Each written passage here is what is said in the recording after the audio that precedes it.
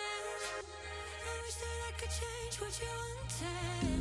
I wish that I could change what you wanted. I wish that I could change what you wanted. I wish that I could change what you wanted. I wish that I could change what you wanted. Why we always looking for more? Why we always looking for more?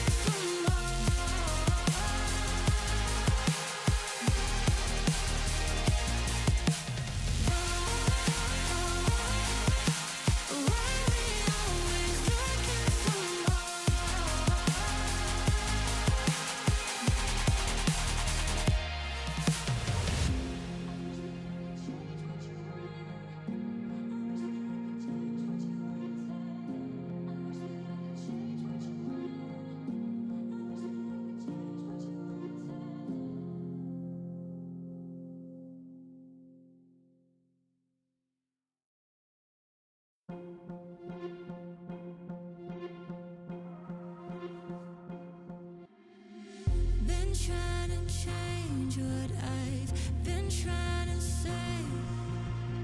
Words don't come straight from my head to my mouth. It's such a shame that it fell out of place. Was never me that was bringing you down. Why we always looking for more? Why we always looking for more? Why we always looking for more?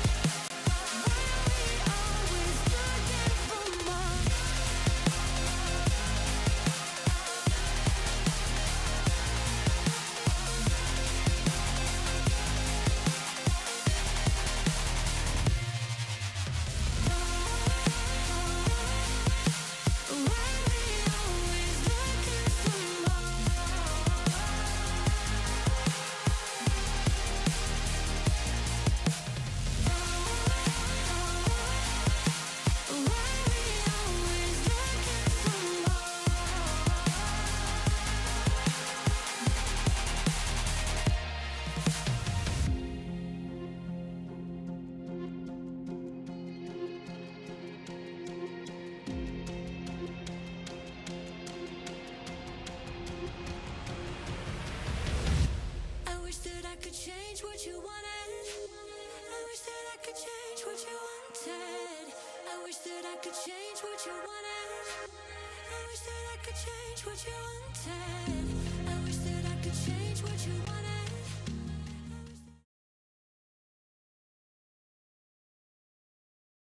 Welcome, everybody. Welcome along. If you're watching us across Australia, New Zealand, right around the world, wherever you are, it is a pleasure to have you here with us live back for round 2 of the AGT ACC Porsche Carrera Cup Challenge. The first round obviously was a delayed broadcast, but we're back live on a Friday night to bring you some incredible Porsche Cup action, and we're at none other than Mount Panorama this week. How fitting, with the real-life Bathurst 1000 taking place next week. We're going to tackle this mountain in some Cup cars tonight. I, of course, am your host and lead commentator, Isaac Fogarty, and it's a pleasure pleasure to be here in the booth tonight. And alongside me in the booth, once again, it is the voice of Scotland. It is the man himself, Mr. John Wright, back in the booth for round 2 tonight. John, welcome back. It's a pleasure to have you here. I'm looking forward to this round tonight.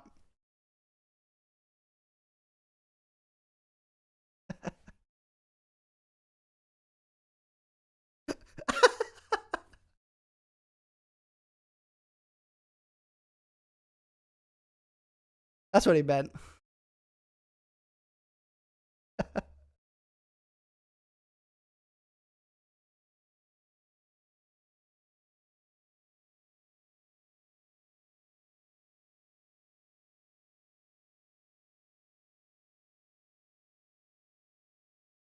It is certainly going to be good. Let's remind ourselves where we were last time out. It was Imola, obviously, for round 1.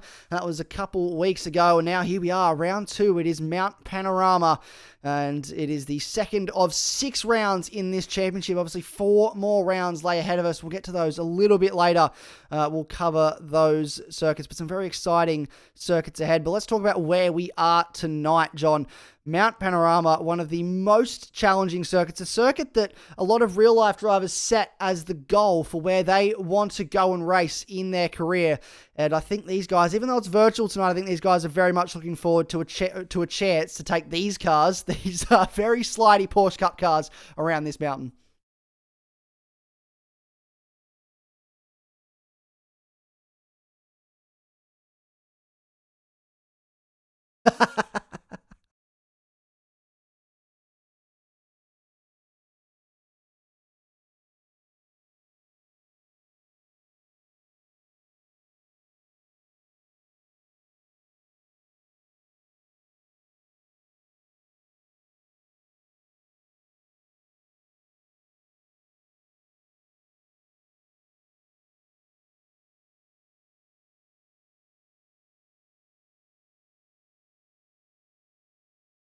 That's going to be fun.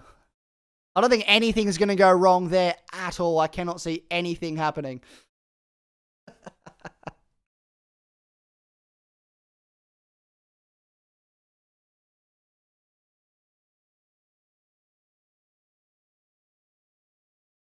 Hmm.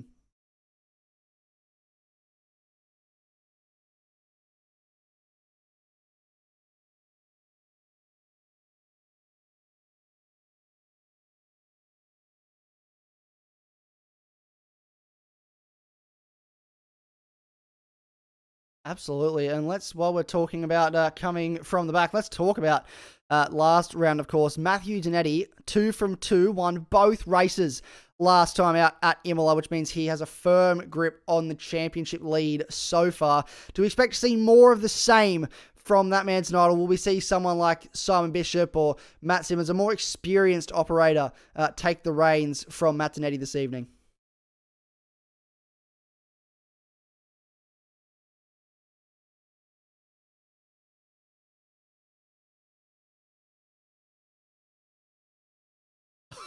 Ooh.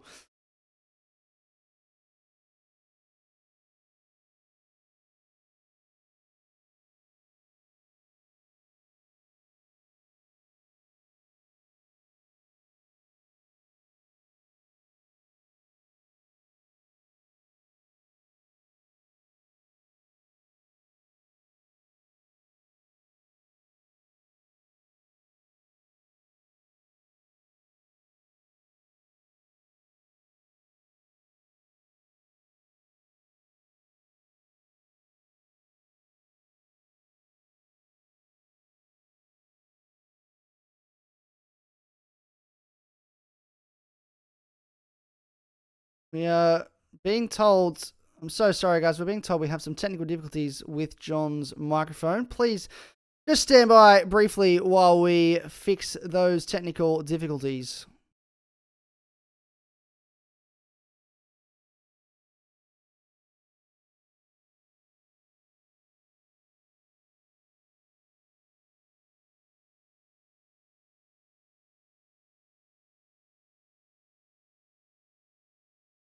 Okay, we are back, and I believe we do have John here now. Apologies for the technical difficulties, but John, You were making some really good points there.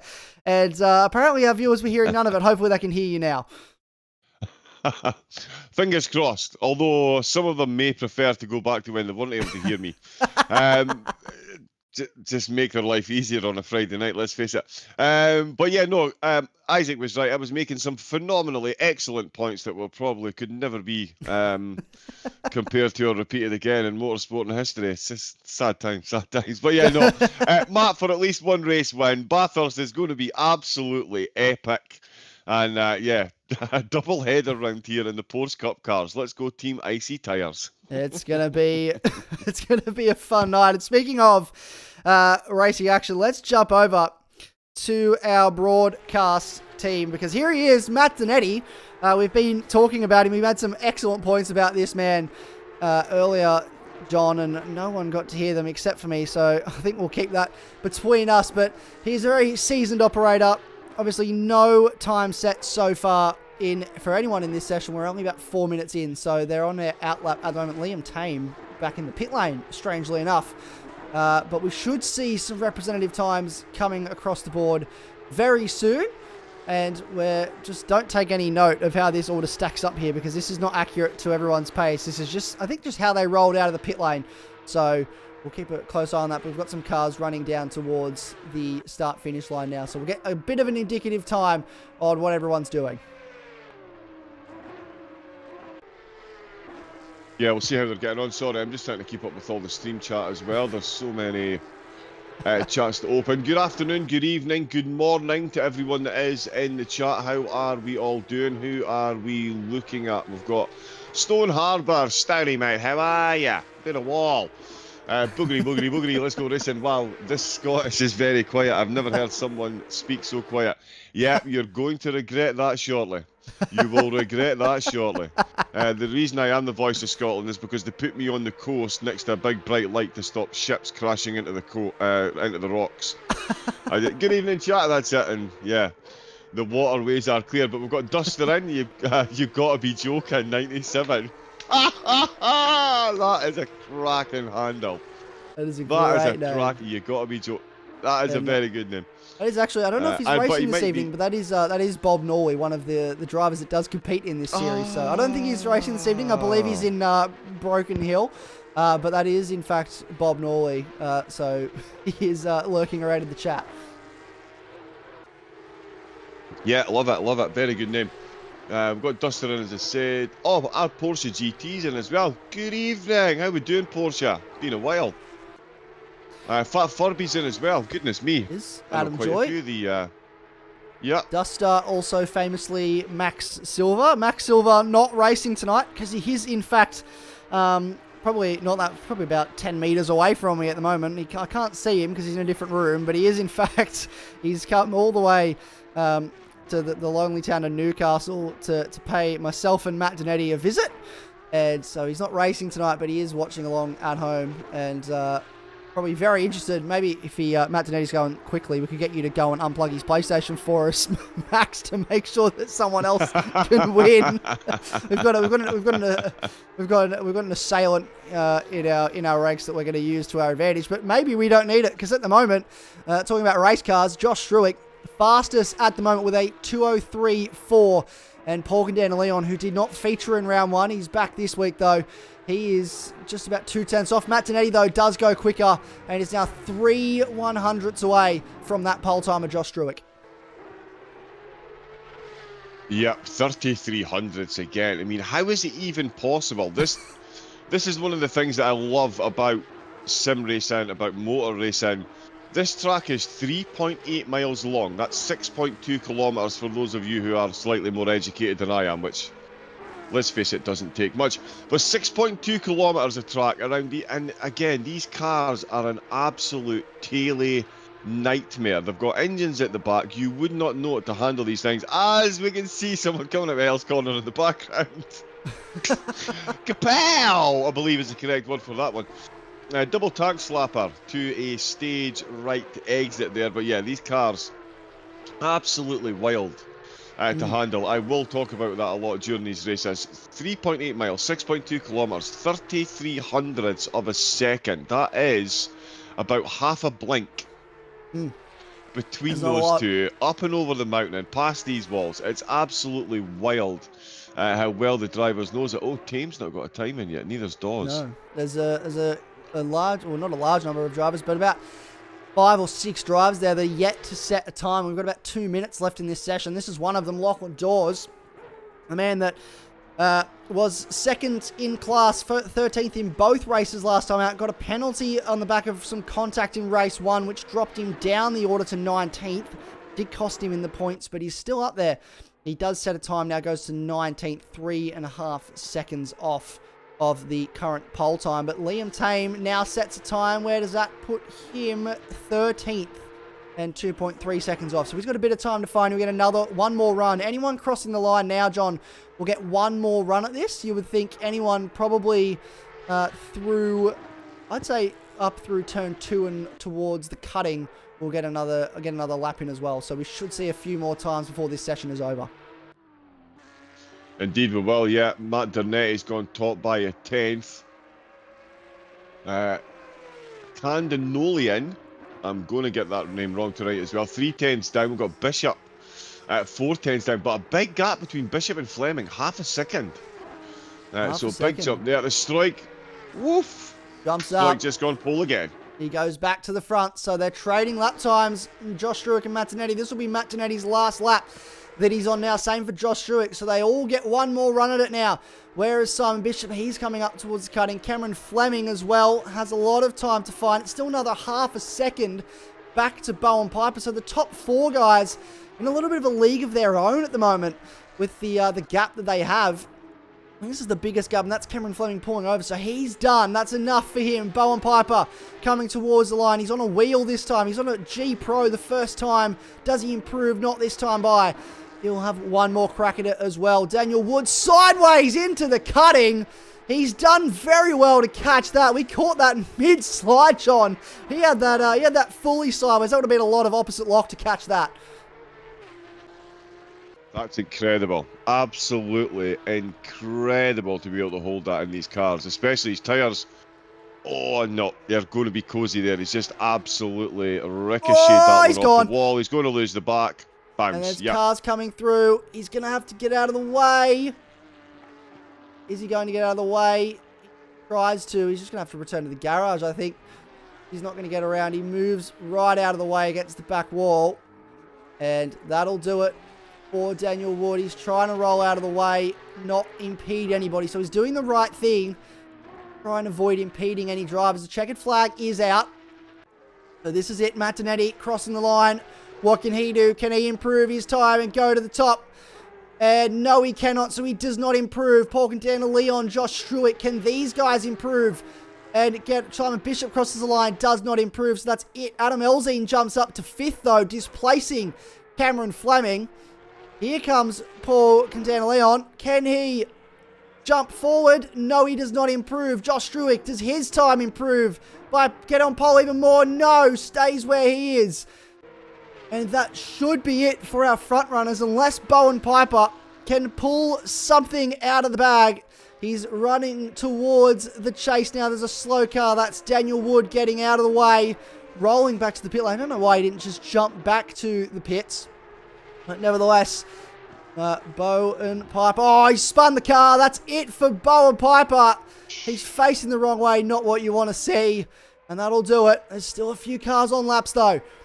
Who's left to set a time? This man is James Machen. Mickey Toward just jumps up to 8th position there. So he's moved up a few spots. James Machen, though, this is not where we typically see the TTR Westside driver. Can he find a bit of improvement here in the latter stage of this session?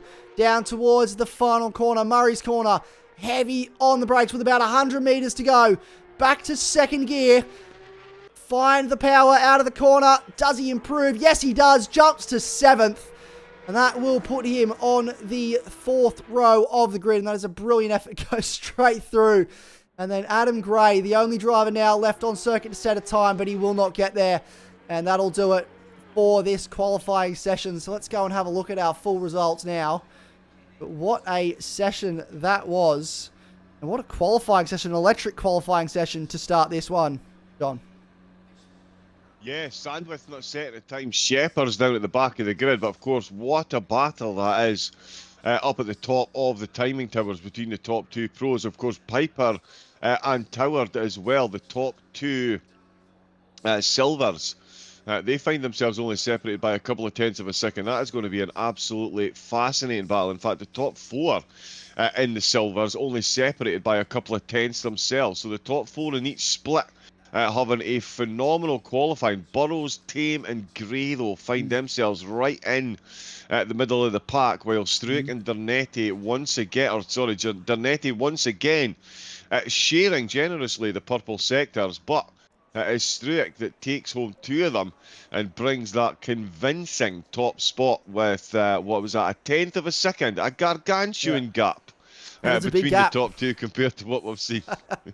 It's a big gap in the grand scheme of things. When you think about the gaps that we've had in this series before, in this league, that is a big gap. So Josh Struick seems to have the number of drivers at this circuit. Paul and Leon as well. As you mentioned, Bowen Piper, the lead for the Pro-Am, and Mickey Toward. These guys relatively close as well, about, as you said, about half a second between the top four in each class, which is good. That means it's going to be a little bit competitive. Burrows and Liam Tame a bit out of place. Adam Gray also a little bit out of place. Another driver seems a bit out of place for me is this man down here, Andre Shepherds. Couldn't really get the lap together in qualifying that he wanted, which means that he's now down the back in 22nd position. Has a lot of work to do to get forward before the end of this race. 25 minutes obviously about to start. We're going to have a full formation lap. Give them plenty of time here, John, to get some teat into these tyres. You're such a cruel man, Isaac. We both know there's no heat in these tyres. It only lasts for about 30 seconds, and then it's gone again. So let's true. not fool anyone at home or in the commentary box. Let's face it, they're wily campaigners out there. But it is going to be all about jamming on those brakes. They do have a decent track temperature, 34 degrees, not overly surprising considering whereabouts on the planet we are. It is a bit toasty in Australia, if you haven't been. 90% of the viewers live there, so you'll know how toasty warm it is. Obviously not the awesome climate we've got here in Scotland. Moving swiftly on before the jokes start. But yeah, it'll be good to see. It'll be good to see. I still maintain, I think this could be the race, Isaac. This could be the race where I finally get my wish. The wish that Hell Corner and Forest Elbow swap names. Because Hell Corner actually leads you into the forest, and Forest Elbow is absolute hell. I've tried it in a Ferrari 296 3 times. I managed to crash 4 from 3 attempts. How is that even possible? 3 attempts. That has got to be some sort of record. That's got to be some sort of record. But nevertheless, I think we're in for an absolute hell of a race tonight. If you excuse my language, we use Hell Corner. I think Hell Corner describes what lays ahead of our drivers as they approach, because once you go through there, there's no return. There is a point of no return there. You cannot come back. That is the last point for you to just drive straight ahead to the township of Bathurst. After that, you cannot get out of it until you get back down the bottom of the hill at the end of the lap. So we'll see what happens. But talking about this man on our screen now, Josh Struick, sits third in the championship, only 18 points back from the man that shares the front row with him, Matt Donetti. And obviously, we've only had one round in this championship so far, but Josh Struick, I think, he missed out on the first couple rounds in Season 2 of our GT3 series. He's here for hopefully every round of this series. I think he'll want to stamp a claim, find a bit of pace, and maybe make a run at the championship this time around. He won't want to waste any opportunities, especially starting on pole here tonight. Indeed, yeah. Duster's in the chat making she says he's going to make sure Donetti's not going to win tonight. Skullduggery effort. I'll tell you who will win tonight. All of us watching. That Absolutely. Is for sure. Big shout out, of course, to TrackSpotTV, bringing this all together for the broadcast. George Cook, of course, the one of the masterminds in the back, the main mastermind in the background. I think I get a little bit of credit here and there, but not very much. Yeah, it's all about George Cook and the gang. Of course, if you do need any broadcasting, www.trackspot.tv, get yourself over there. And if you are a commentator as well, if you fancy jumping into the commentary box and getting yourself involved in some commentary and broadcasting, and believe me, with the races that we cover, you do. Jump over to the website as well. You can fill in a form. We will have words in a quiet place, and we'll see if you want to jump on board. We will have one. Isaac can testify. We don't bite unless you ask really nicely. That is accurate. Yes, do not bite unless you ask. In which case they'll consider it. Yeah. But we have also asked in the chat, John, is Matt Donetti winning tonight? Currently, 73% of people think the answer is yes. So that doesn't bode well for Josh Stewart. Keep in mind there is 2 races tonight, so there's 2 opportunities for Matt Donetti to win. But I think the general consensus is Matt Donetti is going to win a race at some point this evening. Yeah, I mean, he's got, what, an 85% winning rate here at AGT? Something like that. It's a ridiculous number. It's a ridiculous number. It's quite frankly a ridiculous number. And it's why he needs tested for alien DNA. I've still got my placards. Absolutely. Just in case. So whenever we want to start that pitch, get the pitchforks out. I'm all ready to start that one. But I'll leave you to run this one off, Isaac. Well, he is a man that only finished off the podium twice in Season 2. And he now starts on the front row tonight after winning the first 2 races of this championship back at Imola. But it is a different man on pole for this race. It is Josh Stewart. That will lead us away here tonight. The cars all gridded up. 24 cars on the grid. Look at them all.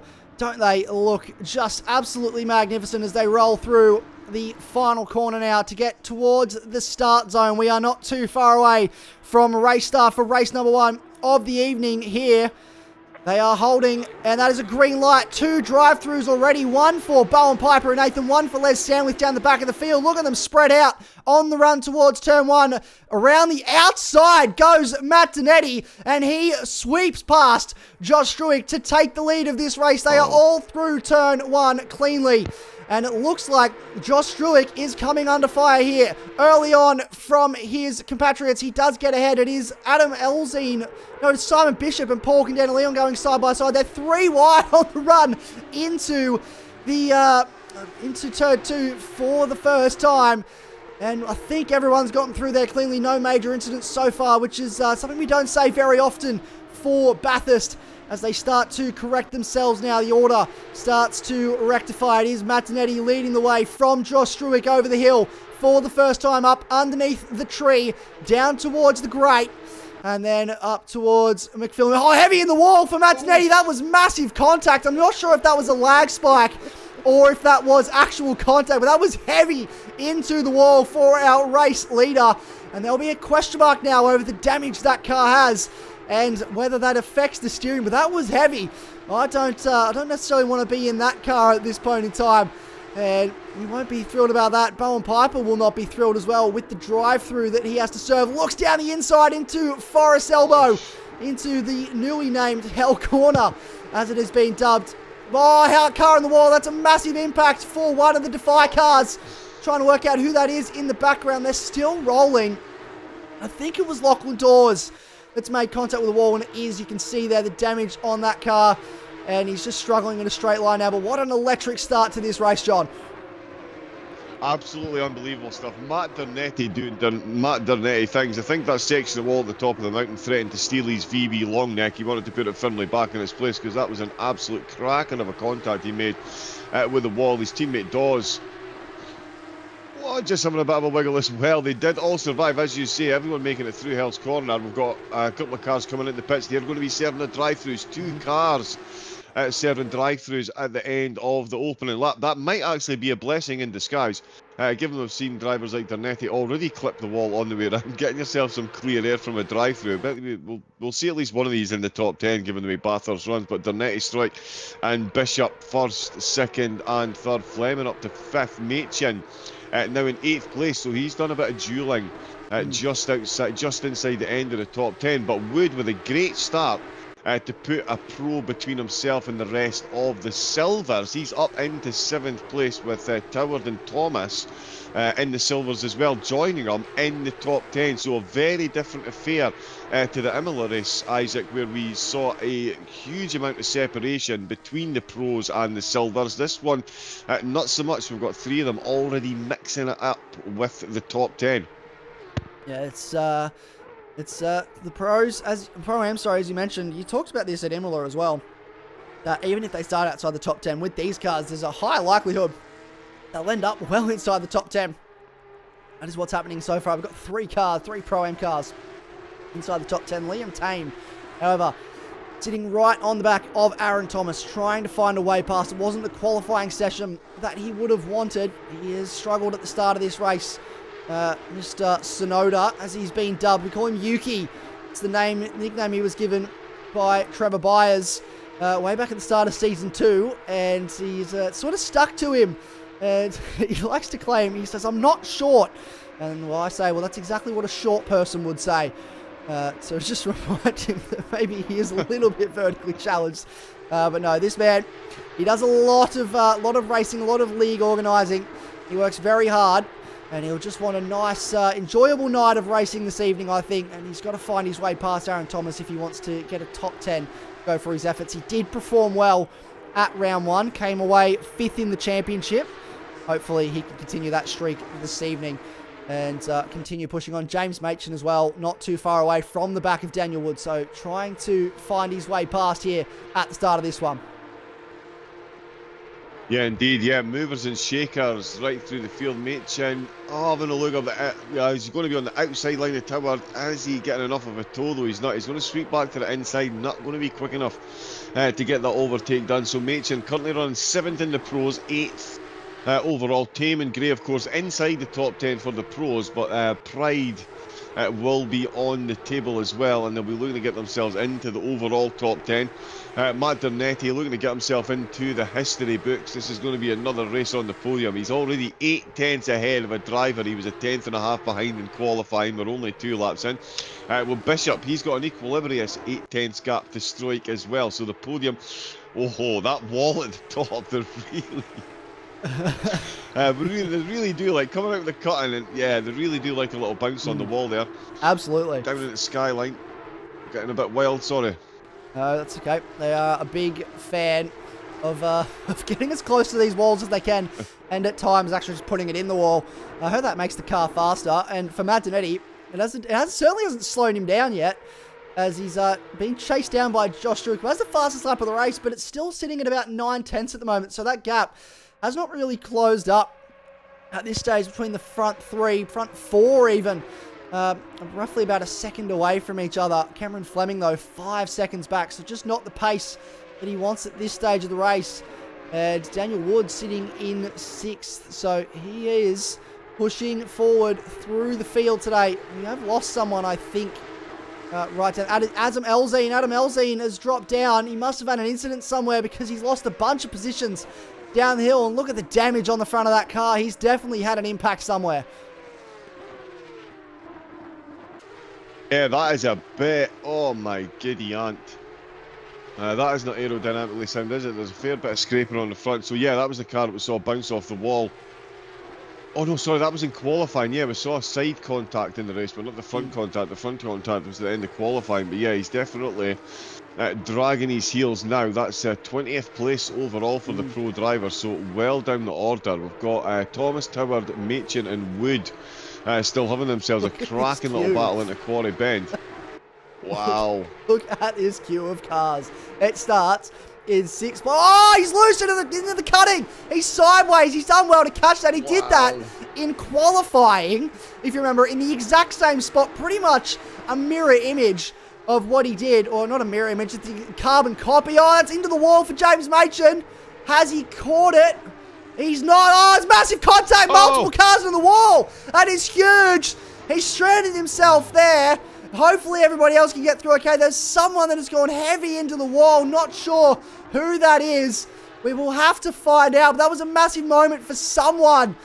As well as the 193 car who still stopped at the top of the hill there. That was absolutely huge. Between the 193 and another driver. That car is now back in the pit lane, trying to see who that is. It is the 47 car of Nathan Hutton is back in the lane. Is that the only person that has got... No, it is Adam Gray. So it is the TTR teammates, the south side car, made heavy contact with the west side car. And that is a huge moment because that is two key contenders that were right up the order wiped out. That is Bathurst. Very much doing Bathurst things. Quick return to the garage for Nicholson, but that's really thrown the cat amongst the pigeons. It's taken out a couple of the pros from the top 10 there. Sorry, I was looking at the chat as well, but yeah, that is huge, says Duster. And it is indeed. And also, while that's been going on, Bishop is losing time to Struick, who is gaining time on Dernetti. There's only 4/10 between them now. There was 1.8 seconds between them, or 8/10, sorry. It's now down. I know, yeah, it was 8/10. It's now down to 4/10 of a second. Toward in second, behind Wood, and Thomas in third in the Pro-Am. So they're having a good start to the race. Tame now running after all that to and fro, and he didn't have the best qualifying, it's safe to say, but he now finds himself running in 6th place in the pros, which is not too bad. He does have a couple of Pro-Ams ahead of him, so he'll be looking to sneak up the order if he can. But 10 minutes in, the mountain has decreed that some drivers shall not pass the end of the race. Unfortunately for them, we'll see what they can do in race number 2. But Struick up at the front, he's really starting to put the pressure on Dernetti as we're reaching the halfway mark, Isaac. He's starting to put the hammer down. He's determined to catch up to him. And it is one of those things, though, at this circuit. You're following as close as that massive train of cars was. As soon as someone goes in the wall, it starts a chain reaction. And I think there was a lot of drivers that did very well to get through that incident relatively unscathed. And there's not a lot that Machen could have done there after he went into the wall. So I think he did a good job to try and keep it out of the wall as best he could and avoid as much contact as possible. But it's just sort of slightly inevitable from that standpoint. When the cars are so close and within a second. And here we go. This is Josh Struick right on the back now of our race leader, Martinetti. Oh, a little bit loose on the exit, but he's caught it. That'll cost him a little bit of time. 4/10 between them as they cross the start-finish line. And that's not a lot of time when you look at it in the grand scheme of things. You look at how close they are. And that is a lapped car better than the current 20th place, James Hammond, back out on the circuit. And rolling around. We've got 2 yellow flags in the pit lane for a couple of cars. That should be Machen and possibly, I would suggest, a 57 car as well, sitting in the pit lane. But this battle now is starting to get a little bit exciting with 14 minutes to go. Indeed it is, yeah. The top 2 looking to separate themselves firmly from the rest of the field. Bishop now over a second behind. He's done good work getting himself past Candolonian, and he is absolutely not looking back. He's 1.6 seconds ahead there. Wood, Toward and Thomas are pretty close. There's only 8/10 of a second separating the Pro-Am podium at the minute, with Lewis Tame right on the back of that little group as well. Oh, and there we go. Ooh. It's Struick's turn. In the wall. Yep. Just to take a bit of paint off the side of the car there, doing a bit of weight reduction. Last minute weight reduction on the car. Leave a wing mirror here, leave a spoiler there. Drop as much weight out of these cars as you can. There's plenty of them, plenty of weight in the back. Again, not that you would know it from the way the back end steps out, down, and oh! Whoa! That's Bishop. Is it Bishop? No, it wasn't Bishop. Was it? Was it the... I did miss that. I was looking at the chat, but there was someone that went in the wall. He's got front end damage. Yeah. So still rolling though, which is good, but that's going to invite Paul Candelion in the mix. Now look at how much he's closed up. Now pretty much halved that gap as a result. He is nice and close to the front. Josh Struick has lost time to Martinetti. And that is the unfortunate nature of these cars around here. They're so slidey, and that run down the hill, you have to have it on a knife edge.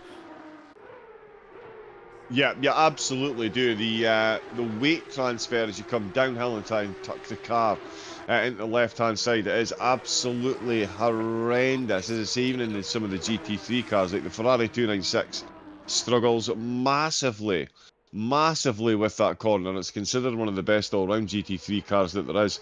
There's Elzine coming out of the pits after getting some damage repaired. Oh no, sorry, that's not Elzine coming out. Elzine's still in the pits.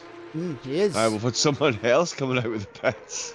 That is, I'm trying to see, I believe that's the 193 car potentially. It is the 193 car that's just come out of the pit lane.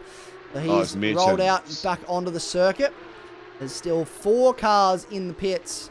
And a couple cars that are showing yellows, which is one of those is James Hammond and Max Honeybun as well is in the pits. Daniel Wood also in the pit lane. So Les Sandwith is actually the last car on circuit that is still rolling, besides James Machin, who is dead last. So he's got a little bit of work to do to catch back up, and then he'll jump right up inside the top 20 because these guys are just sitting in the pit lane at this stage now. Mike Tower into the pit lane as well. So a few cars sustaining damage here tonight. It is a bit of a wreck fest. That is the podium. Look who's winning the Pro-Am class. Toward. He's in the pit lane off the podium. And that means that Lachlan Dawes, man, he was in the wall. Oh, in the background, Andre Sheppers is in the wall as well. They're all coming into the wall. They're firing into the wall on the run towards McPhillamy. But Lachlan Dawes now leads the way in class in the 888 Defy Motorsports car. And heavy into the wall, Aaron Thomas. I was just about to give him props for being second in class, and he stuck it heavy into the wall on the exit of, I believe that's the dipper. Oh, massive slide on the run in towards Forest Elbow. And he continues on, but that is going to be heavy damage on the side of that car. Probably bent steering as well, I would imagine. Oh, yeah. Yeah, absolutely. The Conrod straight is not going to seem very straight when you're trying to manhandle a car in that condition. I think we're going to see that's going to be another driver coming into the pits. We're going to see more drivers in the pits during a 25-minute race than we will with one with the mandated pits. As he sails up the inside, you can see just how much time Thomas is losing with that damage. The front bonnet very much separated from the front bumper. Oh, and he's staying out. He's staying out. He decided to bite the bullet and staying out, yeah. He has, and so he's going to continue on. That's a brave one. Brave call indeed. This battle is shaping up for 13th place on the road at the moment. Bowen Piper, he's got the lights going. As I mentioned earlier, he's on a brand new G Pro this week. He's used to do this on a controller, and he was quick on a controller. Now he's doing it on a wheel. He's potentially probably even a little bit faster, and he's got Nathan Howe in front of him, trying to flash the lights, throw him off a little bit. He wants to find a way by up into 13th place, try and set after potentially a Pro-Am podium in this race. And he certainly is trying at the moment to do that, but this is going to be a tricky section of circuit to find and overtake. We're starting to see a little bit of a train form again between these guys. Thomas is dropping off the back of Anthony Burrows. Adam Joy now, though, has a car for company, and I believe that is, I'm trying to work out who exactly that is. It is a lapped car, though, because that is not Andrew Griffin. He's all the way back there. Another car on the wall. That's Nathan Howe making contact on the exit of the grade on the run towards McPhillamy. Oh, there's a car backwards. That's 81. That's Bowen Piper facing the wrong way. So that is a car sideways. We'll see if our cameraman can find that. There he is. Backs up onto the grass to try and get going again. Oh, that was a massive moment. No. That's huge. That's a very unsafe re-entry from the 81 car. Gassed it up, and that has caused contact with the 193, and that'll be extremely frustrating for James Machin, who's trying to get the minimum laps in to get classified in this race, and that was messy from the 81 car. A very messy rejoin indeed. It's a tricky part of the circuit to rejoin, but that car, you would have been able to see it was coming on the radar, so probably needed to wait a little bit before solidifying that. And that is, I'm trying to work out who that is that's in front now of Aaron Thomas. I believe it might be actually Adam Elzine, and it is Adam Elzine trying to unlap himself, get himself back up through the field and ahead of as many drivers as he can. This is an action-packed race so far. I feel like for slightly the wrong reasons though, John. I mean, yeah, motor racing is motor racing. That's a lot of horsepower. LZ should have came at the pits because he's got no control of that car whatsoever in Hell's Corner. And we actually saw someone, head off to the burger van there as well. So he's gone for a half race length coffee there. But a couple of drivers, And this is the fascinating thing. If you take damage on a car, it is going to be localized to where the damage is. So it's only going to be that specific part of the car sometimes that doesn't work properly. So you don't know what the car is going to do until you've managed to successfully complete a lap with the damage. And Elzine finding out the hard way there. His front left has absolutely no grip, even compared to normal standards, and that has cost him dearly. Strike, though, up at the front, still within 0.3 of a second, and I think he is just biding his time with 7 minutes left to go. Isaac, this could be a banger finish, and we're going to see Simon Bishop benefit from Dernetti and Strike battling up at the front. He's 1.8 seconds behind, but look how close these two are, with what, effectively 3 laps to go. Yeah, not long to go in this race at all. We'll get about, 3 more racing laps in. Maybe 4 if we're lucky before this race is over. And here he is. Josh Struick chasing after the man that started on pole. He wants to get back into that top spot. He lost it around the outside on lap 1 at turn 1. He hasn't been able to get it back since. Matthew Donetti, who have a rear view mirror full of CP Motorsports Porsche. This is the team that he was racing for in the GT3 series. Here we go to the outside for Josh Struick. He's going to go the long way. You've got to hold your breath as they go through here, side by side, runs out wide, and he will not be able to hold on. That's going to be Matt Donetti stays ahead for now, and I say hold your breath, that's in reference to a very famous line all the way back in 2014 when Jamie Whincup tried to go around the outside of, I believe it was Chaz Mostert at that corner there, and they said hold your breath because you absolutely have to if you're on the outside there, because you never know if you're just going to get caught in the marbles and be escorted wide into the wall. He did well to keep it off the wall. A little bit of a touch there for Simon Bishop. That curb is throwing cars into the wall at the moment, and now a little bit of breathing room for Matt Donetti on the run down the hill now. He's very strong through this section. I was watching him earlier today, over his shoulder even. He just manages to find a way to flow the car through this part of the circuit. He's just able to carry so much more speed than the other drivers around him. That's why he's so quick in the middle sector. Now, the run down the hill. This is where Josh Struick is stronger. A good run through here for Josh Struick will set him up for the run up the hill, and hopefully a better run than what he had up the hill last time to try and make a move on the championship leader, the race leader at the moment. We've got 4.5 minutes to go, maybe 2 or 3 more laps, depending on how quickly they get these laps done. Do not count out this man, Simon Bishop. He is lurking in the background. He is absolutely lurking in the background, an absolute predator there waiting to strike. He knows he's got a bit of a gap back to 4th place, so he is fully focused on what is going on ahead, and it is certainly going on ahead. Strike looking very quick into Quarry Bend, but couldn't make a stick around the outside. It would it. That one stopped me in my tracks, and it very nearly stopped Dernetti in his winning tracks as well.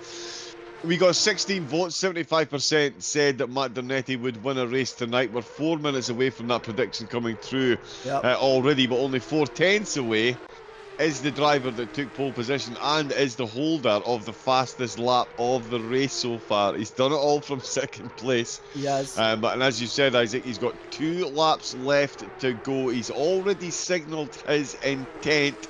It's just a case of if rather than when at the moment. He cannot get close to the wall there. The wall's going to have something to play. The wall's going to have something to say in this, Isaac. I think, yes. That's Matt Donetti in the wall again. So it's a mirror image of what happened on lap 1. I jump out of my seat because that is heavy contact. That is not to be taken without a grain of salt. The impact that had on Matt Donetti, and he's done that a couple times now, which will have an effect on his steering. You can see the damage starting to form on the front side of that car. And now Josh Struick, he has had a strong run across the top of the hill this time. That's exactly what he needed to get nice and close to the back of the man in front of him, Matt Donetti. He's not that close down the hill, but he was stronger that time around. He is closer. 7/10 between them, 3/10 across as they went to the top of the hill. So he's losing about 4/10 across the top of the hill still. And that just shows how strong Matt Donetti is. But look how strong Josh Struick is through this section of circuit. He's still ranging up to the back of our race leader. We should get 2 more in, I would imagine. I don't think this is going to be the last lap unless it takes a little bit longer. But they have not declared last lap, so we should get 1 more after this. So this is the second last opportunity now for Josh Struick. He needs a nice run out of here to set himself up on the run towards turn 2.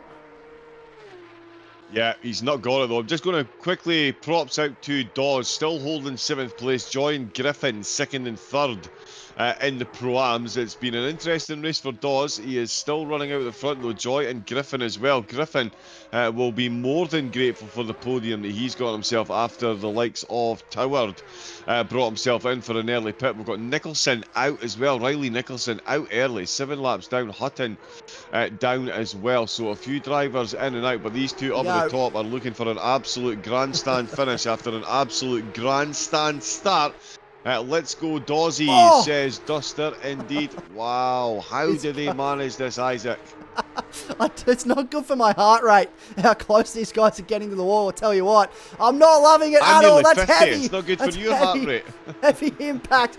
Yellow flag is being shown somewhere down here. They're going to have to be careful as they run down the hill. That's not what Josh Druitt wants to see. There's a little bit of a scuffle there with the wall, though. That's dropped him right off the back now. Oh, heavy into the wall for Simon Bishop. That's a massive impact. He was on 2 wheels. That is huge. That has definitely bent the steering.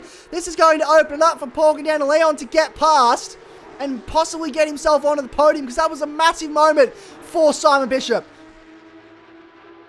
Indeed it was, and I really do have to learn how to pronounce Cannonalonian's name, but there we go. It is Bishop, who was on no wheels at one point, landed on 2 wheels, and then drove for a while and then got back onto all 4s again.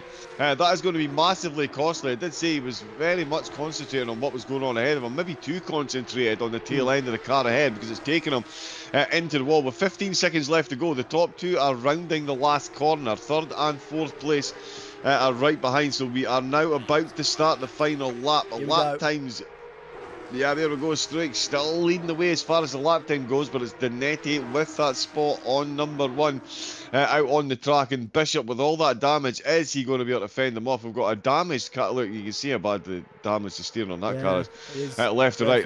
We're going to see Struik try something into Quarry Bend at the start of the last lap. It's one of the last places he's going to have to go for this. Isaac, if he doesn't get it here, the Conrod straight, it's going to be no quarter given the rest by either driver.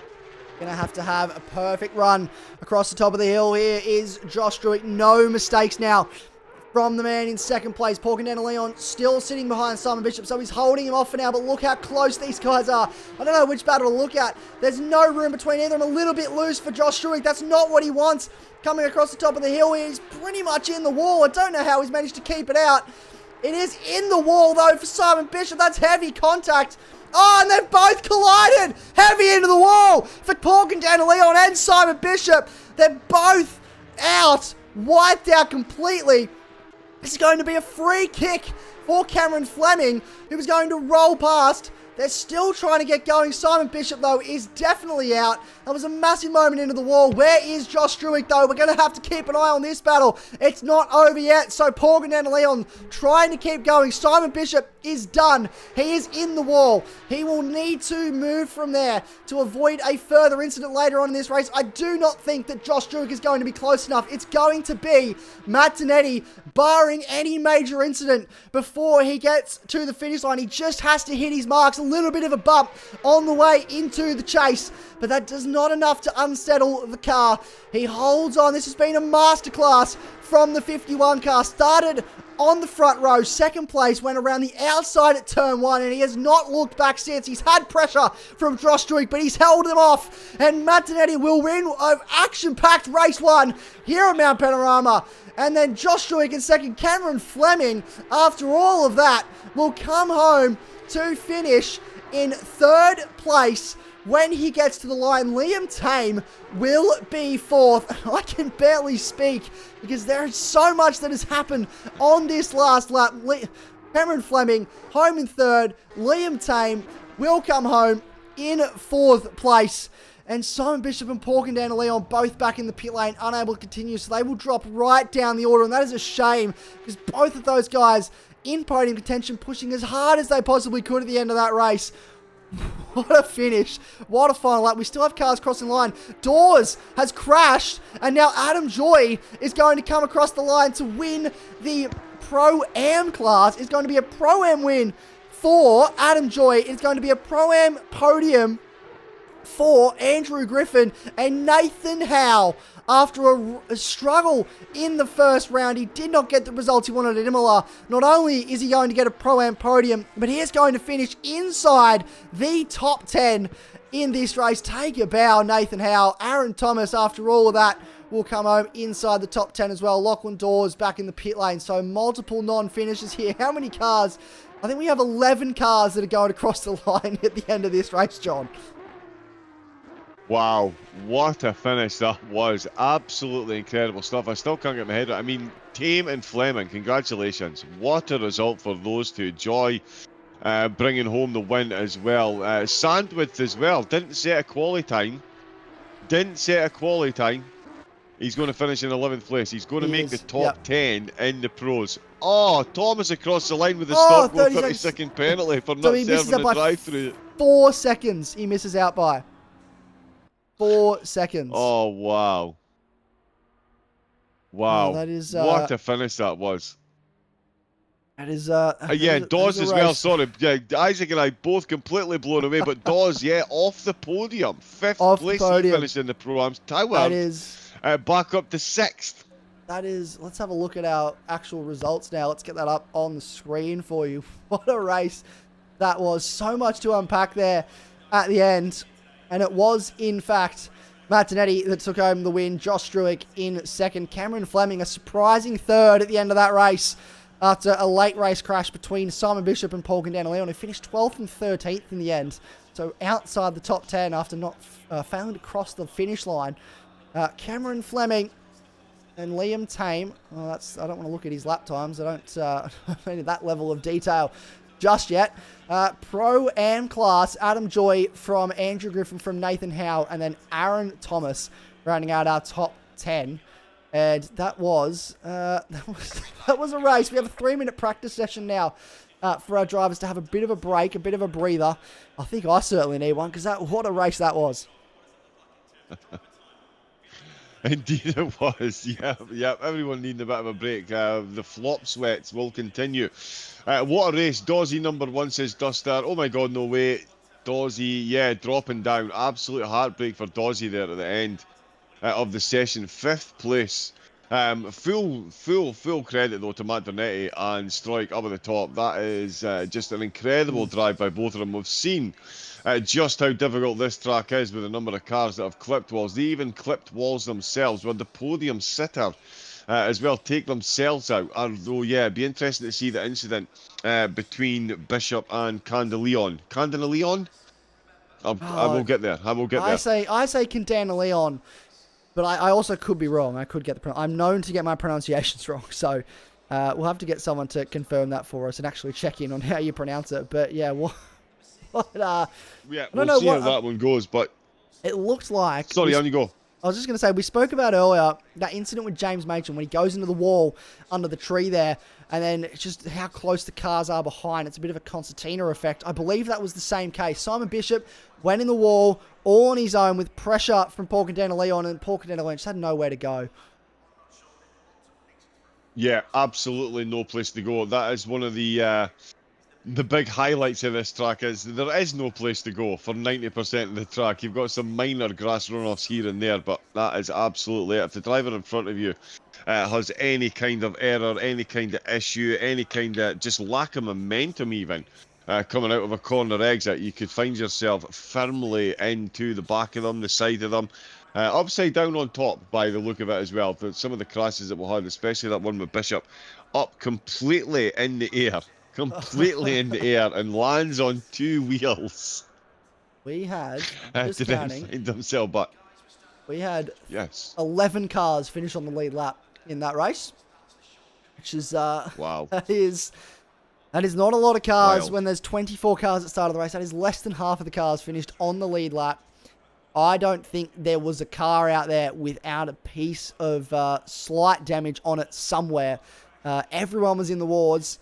It was all going on. And the brilliant thing is, we get to do it all again now. We're 23 seconds away from going qualifying again, and then we have another race. So get excited because it's not over yet. Indeed, yeah, we've got this all to do again, which is easy for us to say. It's the drivers that have got to actually do it. We're going to have another qualifying session as well. We'll see how Sandwith gets on for this one as well. Didn't set a quality time, as I say, in the first race, and finished at 11th, which has got him 7th in the pros. So, I mean, based on that, would you even want to set a quality time, or do you just do the same again? But, of course, we're going to see. Bishop might try to qualify a bit better. Machin will be looking for a better time. I'm sure Tame will as well. But the battle between Struik and, of course, Dernetti, who is going to take the... That is the question that we are asking ourselves. Who is... upper hand this time? And does it even make a difference? The server has crashed. I'm not entirely sure. We're just going to jump back to the chatting screen for a second. I'm not sure that is everyone has been kicked from the server, or if that's just me that's been kicked from the server. We will find out as I endeavour to jump back in. Apologies for these slight technical difficulties. Can confirm the server is still live. We'll be right back with you in just a second. Doesn't really want to show us that that second qualifying session, does it? I think it's had enough action for one day. That's enough, boys. I don't know if I can go through this again. Yeah, processors all over Australia are currently fizzing out with fire extinguishers on standby. Remember, if you want to get involved in the racing AGT, why would you not? Get yourself involved. Adrenaline GT Racing, multiple platforms, multiple sims are catered for. So get yourself over to the Discord. All the links should be below. And of course, all the broadcasts brought to you by TrackSpotTV. If you are needing any broadcasting, give us a shout. More than happy to get leagues out into the wide open world of the interweb, www.trackspot.tv. And again, if you're looking to get involved in some comedy yourself, give us a shout. We are always looking for new and upcoming talent to get their way onto the big screen and get themselves involved. I believe Isaac's still working away to get us back in. And look at that, as smooth as you like. Straight back into the server for qualifying. Like we never left. 7.5 minutes. Cars are starting to get on their flying laps now. So this is where we'll start to see the pace come out to play. This is Cameron Fleming. Trying to work out who's at the front. I believe it's Matt Donetti, actually, that's at the front of this queue. So, and it is Matt Donetti that's at the front of this queue. So he'll set the first indicative lap time towards the end of this lap. So we'll get about 5 minutes into this session before we see representative lap time set. And we still have, I believe we still do have 24 drivers in this session, which is wonderful to see. Can't actually see myself in there, which is a bit of a strange one. I've never had that error before, but no doubt it'll all work itself out as we push on. And Matt Donetti won race 1, so he's gone 3 from 3 so far this season in Porsche Cups. Can he go 4 from 4? Yeah, that's going to be something. If he can't. Ooh, that looked a bit close to the wall. Really, yeah, absolutely terrifies me. But yeah, can he go 4 from 4? A complete clean sweep. Struik, of course, will be looking to overturn that, but Dernetti absolutely, yeah, just taking the championship by the scruff of the neck. Very early doors. Imola, again, the courses here. The courses and the car combinations, it really is a testament to just how good he is behind that wheel. To go from Imola to Bathurst to win all 3 of those races, and he's got to be hot favourite for this one, because we've seen Isaac as well. Even if he doesn't get pole position around one of the most difficult tracks in the world to get an overtake done on, he just gets the overtake done in the first lap and leads from the front. It's just incredible. Well, you don't have to overtake anyone if you're at the front on the exit of turn 1. And that's exactly what he's done. We've got a car coming out of the pit lane. Hopefully they do not get in his way. Crosses the line at 2:03. That's immediately eclipsed by Simon Bishop. Cameron Fleming, he's up the top of the hill. Owen Piper, second off. Josh Struik now goes to the top. So picks up where he left off with a 2:03.3. Hawker Den Leon puts himself onto the front row. We're starting to see times come through now. Adam Gray, 3 seconds off. Max Honeybun back into the pit lane without setting a time. 5 minutes and 22 seconds left in this session. We're starting to get to the pointy end now. James Machin sets a time Riley Nicholson sets a time 2 seconds off. So those front four quite close together, and then it's a relative gap back to everybody else at the moment. Just shows how much quicker these aliens, if you will, are around this circuit. Where is Liam Tame? Has he got a time coming? He's coming out of the lane now, and we'll have to get out of the way of cars on a flying lap. What about Lachlan Dawes? Adam Elzine as well, coming up to the top of the circuit. So we've got a few cars hit the set of time. Andrew Griffin crosses the line, and he's 3.8 seconds back on that pole time so far. So drivers starting to push the limits now.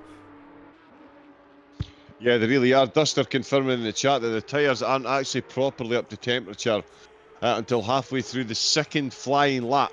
Oh. Yeah, so to do 2:03s already, absolutely insane times that are being set up at the front of the field. And that's 4 of them into the 2:03s, with Dernetti currently the slowest out of the field. That is the slowest out with these 4. That is unlikely to remain the same. But again, even if it does, he'll just overtake everyone into turn 1 and lead the entire race anyway, because it's Matt Dernetti, and that's kind of what he does. That's right. You'll just overtake everybody and then walk away, and then no one will be able to get past him again. But here he goes round the final corner. Is he going to set a more representative lap time? He does not improve. Does Simon Bishop improve this time around? He does, and he goes to the top with a 2:03.3. Josh Struick back in the pit lane. Paul Cadena Leon, does he have a response to this time? Has he been on a flying lap this time around? Is this representative for the 87 car across the line? What is it? Not an improvement, and does not improve. Adam Elzine, though, jumped up to 5th at the end of his lap as well, so he's 4 tenths back. So we've got 5 cars now in the 2:03s, and then James Machin all the way back in the 2:04s. Big spread there back to Machin. Elzine with a good time there, as you're saying as well. 4 tenths off. So that's very quick. Struick 2700ths behind. Absolutely outrageous. Toward, Hammond and Nicholson all having good showings in qualifying. Piper and Wood slightly off where they were in race number 1. Honeybun and Joy as well. Joy down in 21st without a time set, so we'll see what they can do. Fleming and Tame fresh from race number 1. They'll be hoping to have a good race 2 as well, as they try and... That into the wall. That was someone that under the Nicholson. wall. It wasn't Nicholson. Nicholson's still rolling. rolling. Nicholson's still running. Sorry, May have been Dawes, and it wasn't Dawes. He does set a time though. He goes to 15th. I believe it might have been Honeybun maybe put that car in the wall. It definitely was a Defy car. Which Defy car it was, I'm not entirely sure. But Matt Zanetti got a bit of traffic this time around. Nathan Howe sitting in front of him. Nathan Howe yet to set a time in this session, so he'll want to get this time set while he still can before he's got a Matt Zanetti filling his rearview mirror. He doesn't want to hold anybody up. He also wants to try and have a representative lap time on his own with only 1 minute and 50 seconds to go. What is this going to be? For the 37 car, jumps up to 18th. Will push on. Matt Zanetti goes to 3rd, so he's now, look at the gap between those top 3. That is a ridiculous gap. And Josh Struick now onto his flying lap. So this is the last flying lap for everybody. This is the last bite at the cherry. That is a car facing the wrong way. Is that Matt Zanetti? I think it is Matt Zanetti. And he is done. So that is Matt Zanetti's session over with now. He will not get another lap in. The 3rd is the best he can do. Who will be on the front row, though? Who will get pole position? Will it be this man, Josh Struick? He's pushing this car hard. Yeah, he really is. He's looking for a repeat performance from quali number 1, where he took the top spot. It's a different driver he's chasing for the top spot now. Was Dernetti half a tenth off pole and finds himself in 3rd place. That's incredible. Oh, Hammond! Oh, big lap time from Hammond. Great time from the 59 car. That gets him to the lead, the head Pro-Am car, and up inside the top 10 with 40 seconds to go. In this session, where is Simon Bishop? He's across the top at the moment. Where is Josh Struick? What is this lap looking like for the 33 CP Motorsports car? Is this a better lap? Will this put him onto the front row? We'll find out when he comes across the line. Deep on the brakes, into the chase. Really waits until about the 100 meter board, 150 meter board to get on the brakes there. Really to pull the car up. He's waiting as late as he possibly can to make a difference here. Deep on the brakes into the final corner. Throws the car in a little bit squirrely at the apex. Is it an improvement? No, it is not. He stays second. Just misses out on going again. Simon Bishop, though, this is just a sort of a victory lap of sorts for him. If he can improve here and increase the gap that he has over the front of the field. Is this going to be a faster time for our provisional pole sitter? Into the final corner now, braking just after the 100-meter board. Heavy on the brakes, nice and smooth through that final corner. Crosses the line, does improve ever so slightly. 0.06 of a second improvement exactly for Simon Bishop. And pushes Martinetti out to just over a 10th behind. Adam Joy, though, 17th on the line, cannot improve. Who's coming down towards the final corner? We're trying to get a read on who's about to come and set their final time. I believe it's the 57 car about to cross the line. Does he improve? No, he does not. Does James Machen improve his time? Jumps up to 6th place. And that'll be it for him. 22 car. Does the 22 car improve? Andre Sheppers crosses the line. Does he jump up the order? Yes, he does. Into 7th place. What a lap that is from the Defy car. Liam Tame follows suit and jumps up into 8th. This is displacing Cameron Fleming even more, but he's still on a lap. So he's got another opportunity to improve here. Anthony Burrows jumps up a spot as well into 8th place. So getting displaced here, putting Cameron Fleming on the edge of the top 10. That will not be an improvement for James Hammond. He'll stay in 11th place. But here we go.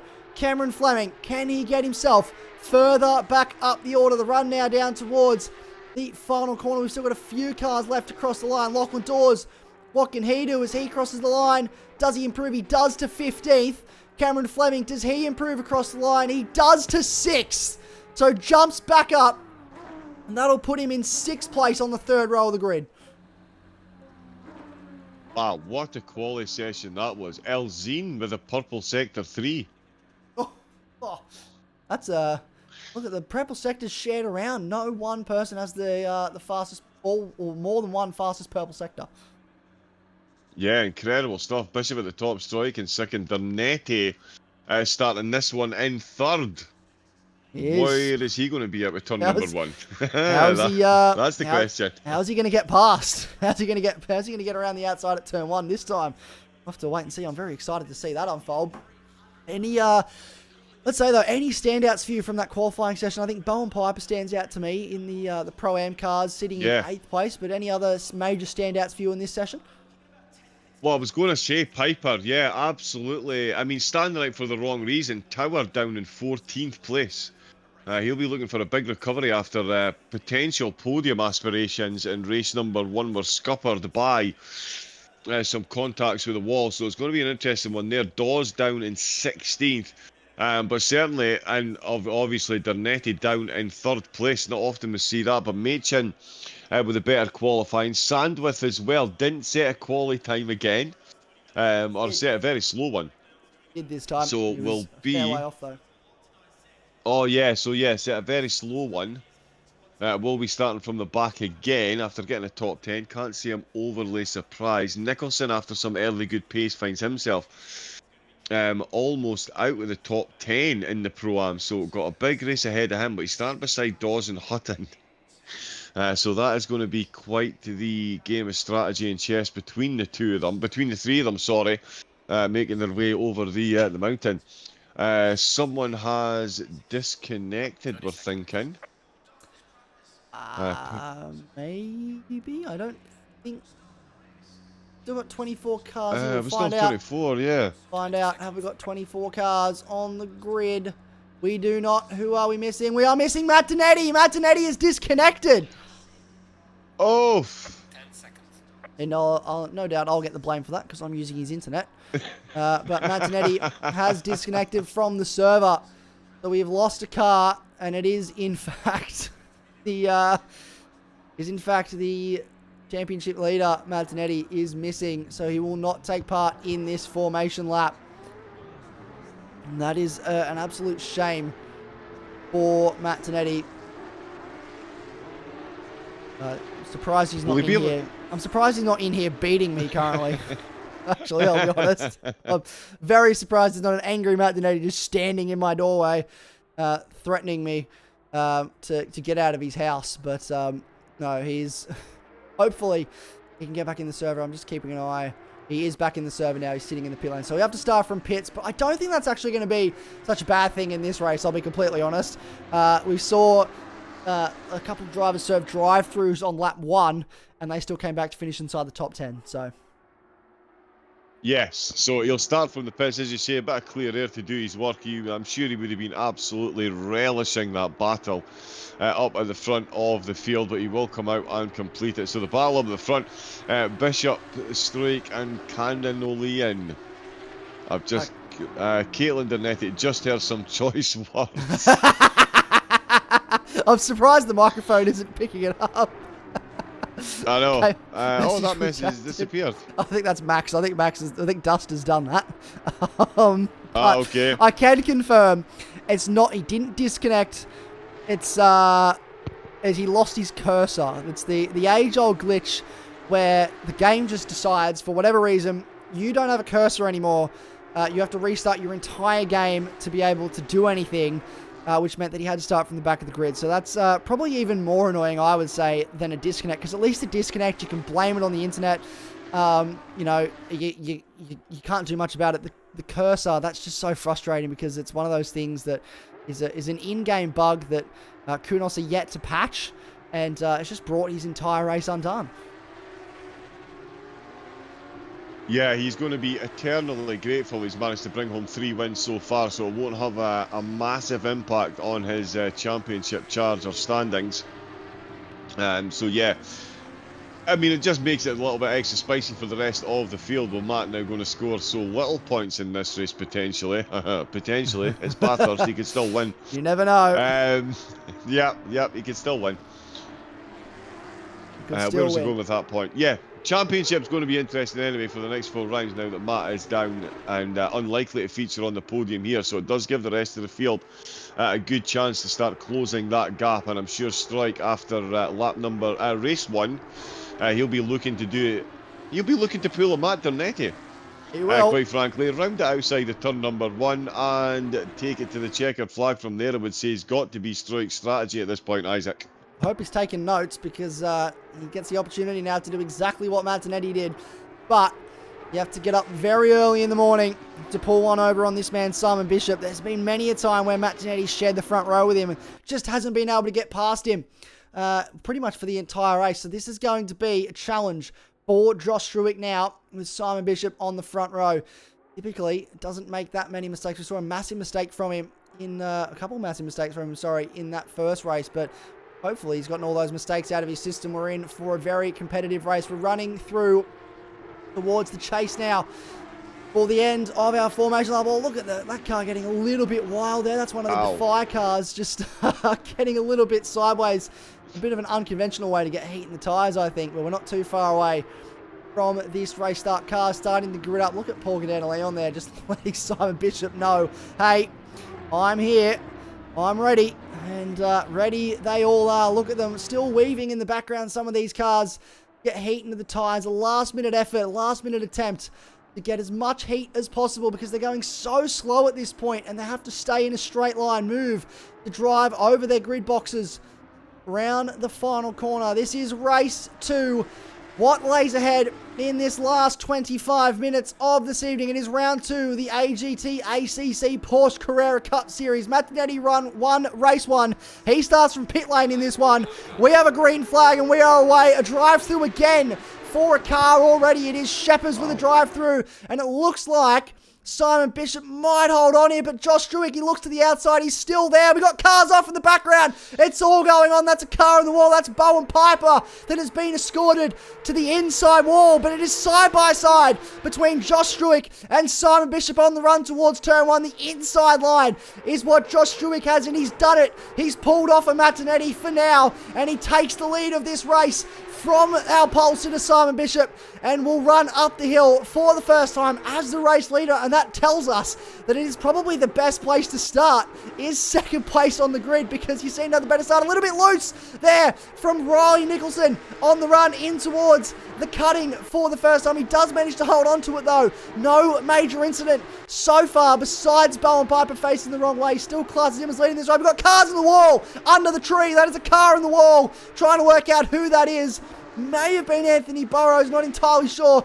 Hopefully we're all going. Still a yellow flag out. There's massive carnage. Absolutely massive carnage. Who is that? That is one of the Defy cars. Daniel Wood, Nathan Howe. What is going on? Who is in the wall? I cannot work it out. Yeah, no, there's far too much going on for my little brain to comprehend. I maybe need to get myself a camera in here as well, because that is absolutely what Bathurst does. It was so nice on the opening race, on the opening lap. There's Griffin in the pits, Joy into the pits, Shepard's with a drive-through. That doesn't seem so bad. Matt Dernetti is going to make up 7 places without actually overtaking a car. Bowen Piper in the pits, as you can see, tumbling down the order as well. So quite a few cars getting caught out at the top of the hill. Joy stationary there. Where is Matt Dernetti? He's just coming along the Conrod. He's on the Conrod straight actually with the rest of the cars. There's Griffin now confirmed the back of the field. Dernetti up to 19. Dernetti up to 19 only the already. 5 places on the opening lap. So it's Bowen Piper at turn 1. Aaron Thomas got caught out, I believe, and is running down the hill at the moment. He was part of that incident at the top of the hill. Adam Joy got caught out and Andrew Griffin got caught out. So there was 4 cars that didn't quite make it through lap 1. Josh Struick, though, leads the way. Look at them side by side in the background. Look at the gap he already has over Simon Bishop, who's now under pressure from Polkin down to Leon. So this is starting to kick off. I'm getting deja vu, John Wright, because these cars were line astern like this at the end of last race, and they've picked up exactly where they left off. Indeed they have, yeah, and Cameron Fleming and Alzine behind as well. They've got Machin. That is a close little group of 3 cars that these two have got behind, and the whole time Struick is doing what Struick has done in qualifying. He is setting very quick laps. He's already 1.3 seconds ahead, the biggest gap we've seen at the top of this field during a race since it started. We haven't had a gap this big, with only half a second between Struick and Dernetti. There's now a lot more than that between the two of them. Quick Dernetti update. He's up to 18th. So that's Over to the Dernetti check-in. So that's already 6 places he's made up. Yep. Over to the Matthew Dernetti. And I think it's going to be another 4 very quickly, because that's 4 drivers right in front of him. He is about a second and a half a lap quicker than them, so he is firing back towards a pro top 10, and it's actually pros that he's coming up with. Sandwith as well starting at the back of the field. He's currently in 16th, but it is Camden O'Lean. Stone Harbour crash, no comeback. Brutal. Brutal, absolutely brutal. Yeah. And this mountain, it certainly can bite, and it has done that today, no doubt. Look at this man, Paul Dan Leon, right on the back of Simon Bishop. Cameron Fleming being chased down in a similar fashion by Adam Elzine. At the moment, this young man, only 13 years of age, and he's mixing it with the big guns already. Looks up to the inside on the run in turn 1, but thinks different of it. Backs out of that move. We've got a car coming out of the pit lane. He'll have to be very careful here not to get caught up with these guys that are on a faster lap. He needs to get out of the way. Absolutely needs to get out of the way of these guys. Elzine is only 13. Elzine is only 13 years of age. He's only a young child, if you can believe how fast he is for 13 years of age. Wow. Wow. What a talent. What a talent. Yeah, Absolutely, there you go. The Wayne Rooney of the sim racing world right here, folks. I mean, to be hanging, this is some precision driving for anyone, never mind someone of that age. So yeah, an absolute talent in the making, I would say. Oh, Camden O'Lean, very nearly a modern art masterpiece in the making there, as he did threaten the wall. Nicholson making it up safely through the hill, the top 10. Love that all running pretty comfortably now. It's really good, isn't it? I wish there was a way they could just leave it there. That's my one big issue with the cameras on ACC, is that you don't get enough stationary cameras. Especially, yeah, this one here as well. It does look very good. Front right wheel, please, Kunos. Front right wheel. It's one of the most. It's the most exciting camera in motorsport. That would be. Oh, there we go. Elzine might be the Messi of sim racing. Messi of sim racing. Who said that? That is Max Silver. Yeah, Duster. Yeah, there we go. Tagging Red Bull, getting this man a Red Bull contract. Maybe he'll end up in a GT3 car with Max Verstappen one day. You never know where these guys could end up in the future. He's found his way, though, past Cameron Fleming, up into 4th place. Walking down to Leon. Need to find his way. Past Ambition. Here's Matt Donetti on the back of Les Sam with a bit of front-end damage for that car by the looks of it, if I do spy correctly. And yes, a little, not just a little bit, there's a lot of front-end damage to that car for Matt Donetti. And he is trying to get his way through this field. He's got a lot of hard work to do.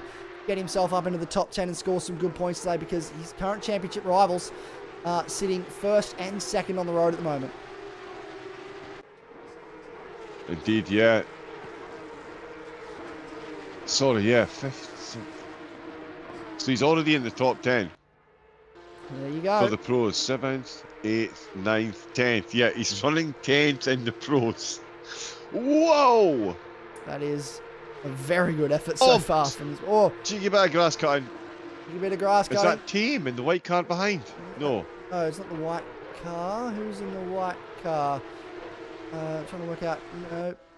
Who's that? Maybe a lapped car. Oh, that's car on the wall. That is Aaron Thomas. Trying to work out who that might have been. I can't quite figure out who it is. Tame's in the yellow car, the little yellow submarine, if you will. Got Hutton behind. It seems to all be going on at the moment. Oh, we've got Martinetti facing the wrong way. That's Martinetti in the wall. That is huge. And that is a massive incident. And a very dangerous spot as well for the 51 car. Hopefully, he's going to have to hold that. Just sit there for a minute. He returns to the pit lane. That is devastating for Martinetti. That is, I'll have to get to the bottom of what happened there. I'm sure if I take an earphone out, I can hear the expletives being yelled from the other side of the house. That'll be a very frustrated Matthew Donetti at that incident, and he knows he probably shouldn't have been there, but the game had other ideas. He'd be extremely frustrated with that, but we push on. There's still a race left to go. Nathan Howe, though, very close to the back of Lachlan Dawes, or he was very close to the back of Lachlan Dawes. That seems to have changed, though. And Nathan Hutton leading the way in class from Riley Nichols and Rob Hunt. Look at this little battle pack that's starting to shape up. This is exciting. Indeed it is, yeah. Tame leading Hutton and Nicholson. There was a large grunt, not even words this time, says Duster. Yeah, the Donetti frustration can certainly be felt. The rest of the field, though, they will be garnering as many points as they can now that he is out of the race. Absolutely brutal way for it to end for Matt with a podium.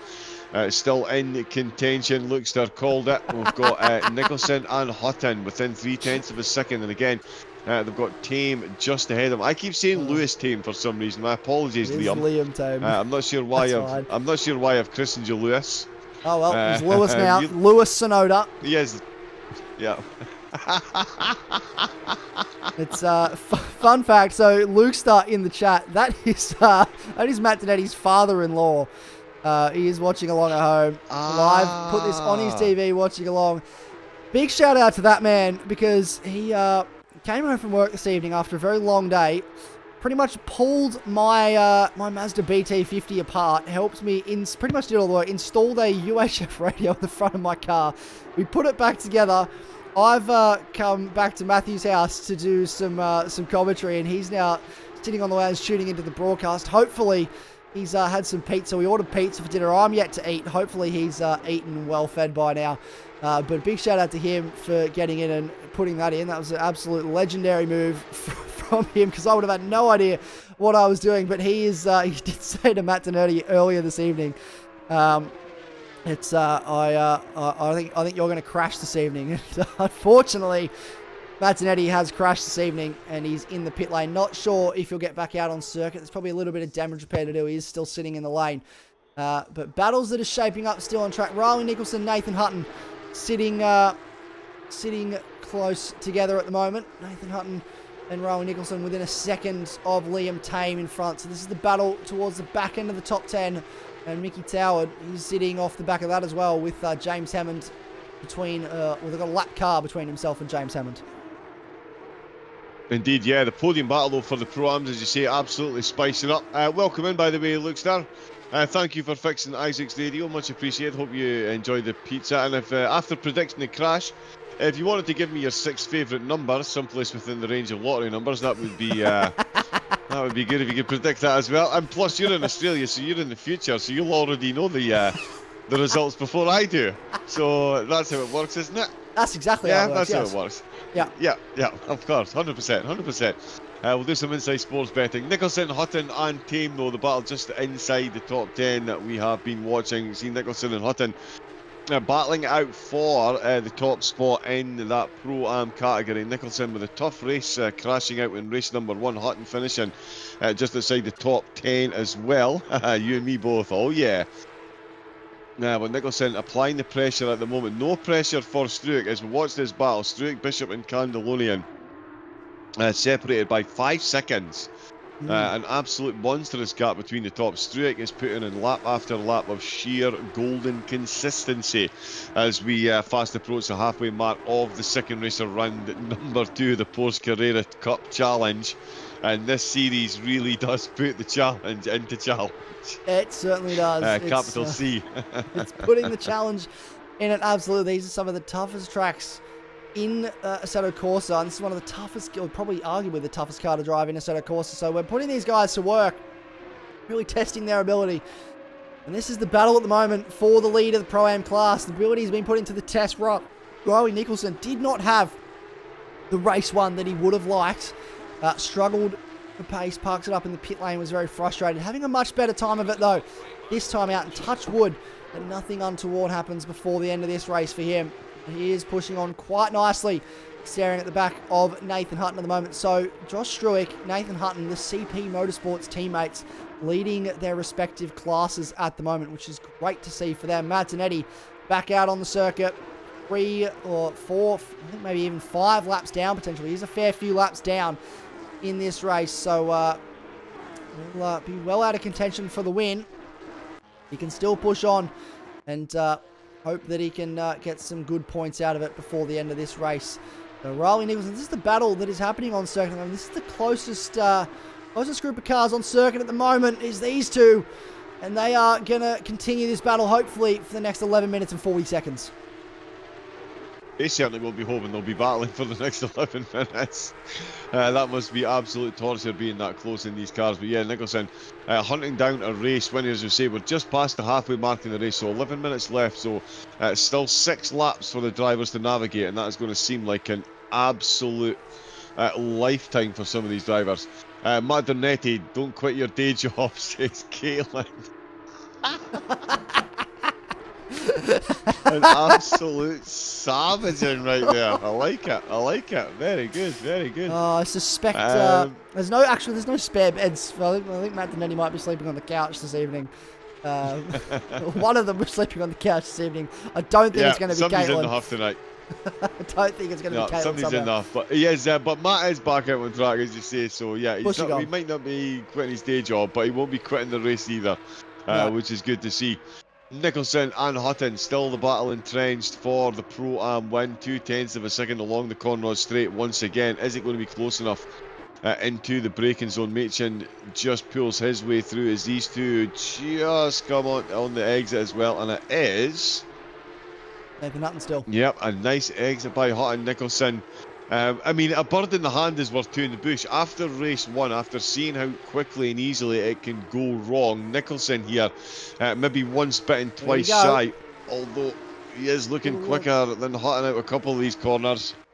Getting better drive off the corner. He's certainly finding it easier to get the power down, even with no traction control. So he's having a little bit of an easier time of it, it seems, than Nathan Hutton is at the moment. But it's just so difficult to get past. Can he have a look on the run up towards turn 2? Don't think he's going to be close enough, has to think about it, but no. Adam Elzine, though, starting to close in on Pork and Dan Leon. So he's jumped right off. So I said that, and he's had an incident somewhere. Now he's back in 6th place. So this man, James Machin, is starting to close up to car in front, Cameron Fleming. So this is starting to shape up the back end of the top 5. This battle was going to be for the last spot in the top 5, but now they're 4th and 5th on the road. A little bit loose there from James Machen. That'll cost him a little bit of time. Riley Nicholson, though, he's nice and close still to Nathan Hutton. These battles continuing on. This is for the Pro-Am lead, mind you. So it's for 8th and 9th on the road, but it is for the lead in class. That is indeed, yeah. Top 10 honours and a podium in class. Not too bad. A haul for the Pro-Am driver. Sorry, excuse me a sec. Yeah. Apparently, I think we just have a couple technical difficulties, but that's okay. I'm still here. Sure, John will be back very, very soon. But we continue on this battle.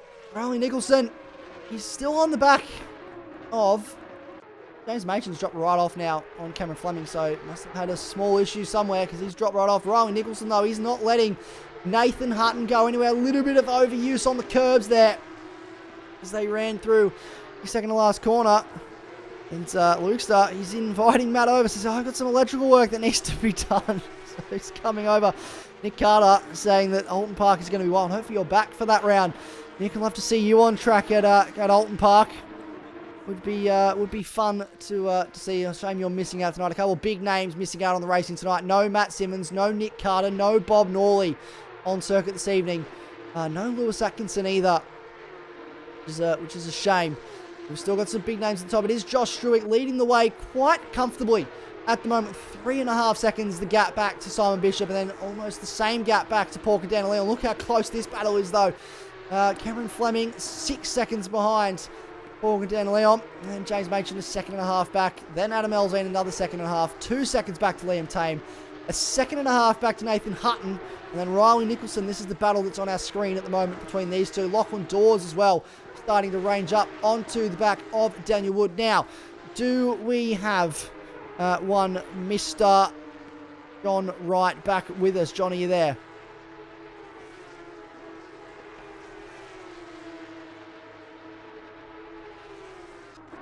I believe we are still missing John. He is not with us. That's okay. We will continue on. Hopefully everything is all good. We'll keep you updated as we continue on. This battle is still raging on, speaking of continuing on. And Nicholson, he's really trying to find a way past Nathan Hutton here. He's pushing as hard as he can.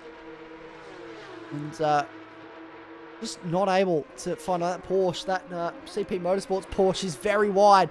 At the moment, he's making it as wide as possible. We're making it difficult for Rowan Nicholson to find a way around. Josh Struick, though, still leads the way. Gap is opened up a little bit between Lachlan Dawes and Daniel Wood. Keeping an eye up and down the field. But this is really sort of where my eyes are glued at the moment, this battle. I know it's getting a lot of screen time, but it's most other cars are over a second away from each other. Mattinetti's still in 21st, chasing after Les Samwith. He's got faster cars behind that need to get past. Look at the pristine condition of that car now. It's like it's never had a scratch on it before in its life. And Riley Nicholson within 2 tenths now. Where are they? Can we get a camera that cuts to them, please? Director, there he is. Will he have a look to the inside on the run towards turn 2? Shows the nose, but he's not close enough yet again. And we'll have to hold up just a little bit longer. It's no place to overtake across the top of the mountain here. And Justy saying in the chat, Nicholson had a few opportunities slip through his fingers the last few months. This will mean a lot for him to get a win. Absolutely it would. Both these boys would love to get a result here today. Nathan Hutton got a podium, an overall podium in the Nordschleife back in round 7, our community vote round. And he's found a way past now. As Riley Nicholson, sorry, I missed that while I was reading the chat, but that is a lead change in the Pro-Am class. So Riley Nicholson has ahead, and that is a very bold overtake from the number 6 car, but he found a way to make it work. He was getting impatient, and very famously, Riley Nicholson, when he gets impatient, he just wants to get it done, and that's exactly what he's done. Nathan Howe into the lane. What looks like some damage repair. He was sitting in 15th. That's disappointing. Hopefully he can get that back out soon. And onto the circuit. He'll drop down the order, though, a little bit, I would imagine. But it's now Riley Nicholson, 8th place, leading the way in the Pro-Am class. Jumps up to 7th. We've lost the driver. We've lost Josh Struick. We have lost our race leader. Josh Struick has disconnected. No, he's back. He's back. Okay, is he back? I don't think he's back. I cannot switch to him. He's in the pit lane. Josh Struick. What has happened to our race leader? That is massive for the man that was comfortably leading this race as well. That is a massive moment in this race. Josh Struick dropping down the order. I believe he's disconnected. He's dropped now. Is he rolling out into the pit lane?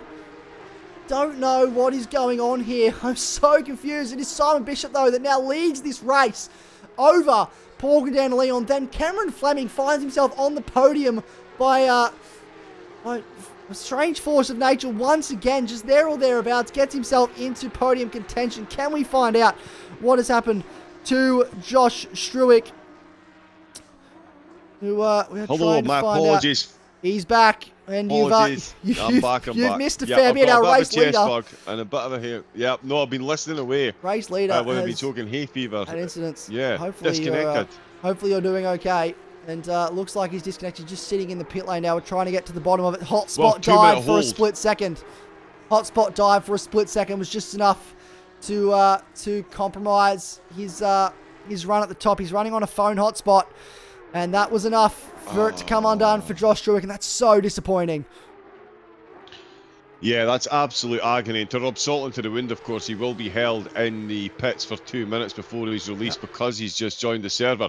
There is Tame into the pits as well. Nicholson got his way past Hutton as well, which I heard. Absolutely phenomenal move and phenomenal race for Riley Nicholson and for Hutton as well. Both of them on the podium, and Toward making a good recovery drive as well, as he is...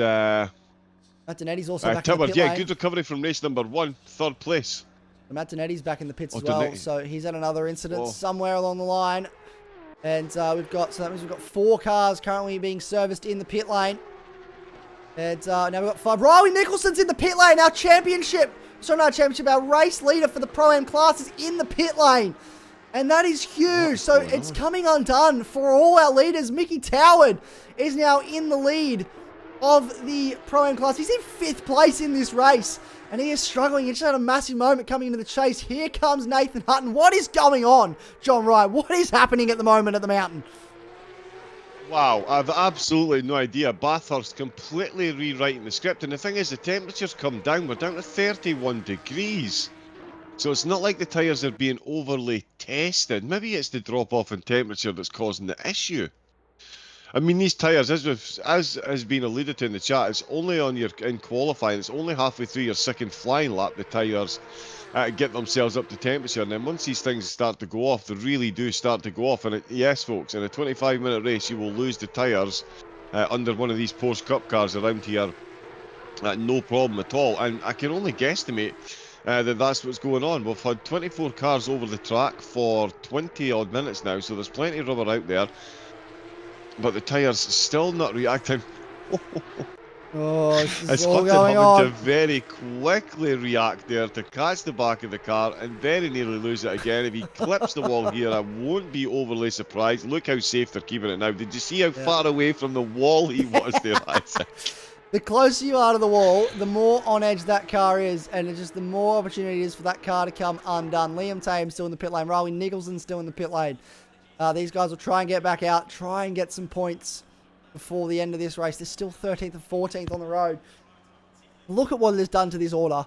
Adam Gray, 9th. Lachlan Dawes in 10th. Adam Gray is right behind Daniel Wood at the moment as well. So that's a battle that's going on. Simon Bishop's about to come around the final corner to start the final lap of the race. So we'll get one more racing lap in after this. Can you believe... There we go, final lap confirmation confirmed by race control. Can you believe this has been 25 minutes of action? It feels like it's been going for a lot longer, but it's also gone a lot quicker. There's so much that has happened in this race, so much to unpack between these guys. And Adam Gray trying to find his way past Daniel Wood to get himself into 8th place. He sits 6th in class at the moment. He probably won't get 5th in class, but he can get himself a better result overall. Oh, on the grass, he's locked up. You saw the front left grab on the way in. He's done well to catch that. but he got on the grass with the rear end, the front left grabbed. I don't know if the front right also grabbed. That was a massive lock-up, massive slide. He's done well to catch that, but it's cost him all of his time. Yeah, it really has. That was an absolute code brown moment there. I'm surprised the drivers behind didn't slip. And what was left behind, Elzine, Tame and Nicholson in the pits. Joining even more drivers. Struik is back out on track. He's in 19th position ahead of Sandwith, so he's still going to just about make the top 10 in the pro. In fact, he will make the top 10 in the pros because he's got 2 pros ahead of him in the pit, so he'll be glad he rejoined. But yeah, the top, wow, another wiggle there from Gray. And that was on the straight. I was just about to come and talk about this man, Max Honeybun. He's sitting 11th. This is his second ACC event ever. Second event using a wheel. He's got a fair bit of damage, but he's just got to roll around for one more lap. And he's done it. He's finished in 11th place. And that's an absolutely brilliant result. We'll get back to that, though, because this man on our screen, Simon Bishop, he probably wasn't leading for most of this race. An unfortunate disconnect brought Josh Struik undone. And it meant that this man on our screen now, after a difficult race 1, will bounce back in race 2 with a victory. Going to be race number 2, race win for Simon Bishop. The first race winner besides Matt Dinetti this season. Paul Gandandaleon, after a testing race 1, comes home in second. Cameron Fleming, back-to-back third places by just otherworldly forces, sitting there or thereabouts, and just gets essentially given a podium by one way or another. James Machen crosses the line to finish in 4th. Mickey Howard is going to finish 5th place. His maiden Pro-Am class win. Nathan Hutton will hold on for Pro-Am 2nd and 6th place. Anthony Burrows inside the top 10. He's got Daniel Wood right behind him, though. This isn't done as they run down towards the final corner. I don't think Daniel Wood's going to be close enough, though, to make anything happen. And it is going to be 7th place for Anthony Burrows and 8th place for Daniel Wood. 9th place for Adam Grain. Lachlan Dawes with a top 10 result. He doesn't get the car, drives off the circuit as well. Oh, 2 wheels! Does he catch it? No, he doesn't. It spit him off the circuit. He's going to run towards the pit lane. Can he get it back on the track? Yes, he can. That was a huge moment for the 888 car, but he'll cross the line. And there we go. Adam Joy will come across the line to finish 17th. Adam Elzine, everyone else looks like they're in the pit lane. Liam Tame is on the circuit, will finish this race. Max Honeybun as well, coming down the back straight. Take a bow, Max Honeybun. 11th place in this race. And what a result. And Max is saying in the chat, Howard in the top 5, that has to be driver of the day material. And I think I tend to agree with you there, Max Silver. That is definitely some driver of the day material. And what a result for this man as well. And that is a strong finish to this race. What a finish to this race. We've got 1 car left come across the line, I believe. And it is this man, Liam Tame. A day he'll want to forget with this result. And he doesn't make it in time anyway. Will finish in 18th place. But what a race, John Wright. What a finish. The action never stops at Bathurst, does it? It really does not. It really does not. Race 1 dominated by the walls. Race 2 dominated by the disconnects. I'll have to say, I agree. Tower top 5 driver of the day. Absolutely. Pro-Am driver finishes top 5 and keeps it on the track when we've seen so many. A roller coaster race around a roller coaster racetrack. Yeah, absolutely. It's absolutely safe to say. It's, an absolute harem-scarem white-knuckle ride. And not many survivors. Plenty of PTSD to share amongst them, though, I can imagine. Absolutely. Plenty of PTSD, I'm sure. I'll get a very scared looking or very frustrated looking Matt Dinetti in my doorway at any second. Simon Bishop takes race number 2 from Paul Gandandaleon and Cameron Fleming. Let's get those full results up for you now. And it is Cameron Fleming in 3rd. James Machen. Then Mickey Howard takes out the Pro-Am class win. His first top 5 and Pro-Am class victory. So congratulations to Mickey. He was asking me for a setup a couple days ago, and it seems I didn't have one for him, but it looks like he figured it out anyway because he's got a top 5 in this race. Nathan Hutton second in class and 6th overall. Then it's Anthony Burrows. Daniel Wood rounds out the Pro-Am podium. From Adam Gray in 9th, Lachlan Dawes rounds out the top 10. And then Josh Struick finished 15th in the end after that unfortunate disconnect. Liam Tame in 18th. Riley Nicholson, after leading at one stage in the Pro-Am class, finishes 20th. And Matt Donetti, 22nd place, only completing 7 laps in this race. Well, what a finish, John Wright. What an end to the night. What a night it has been for racing. That was certainly action-packed, which is an absolute understatement. Yeah, complete and absolute understatement. I did say that Bathurst was going to be one of the highlights of the Porsche Cup car challenge, and yeah, the Porsche Cups and Bathurst, what a combination, what a challenge it is, and the drivers, yeah, some of them really did rise to the top. Some of them really got hit hard. As I say, walls and disconnects made it an absolutely just a stramash of action for tonight.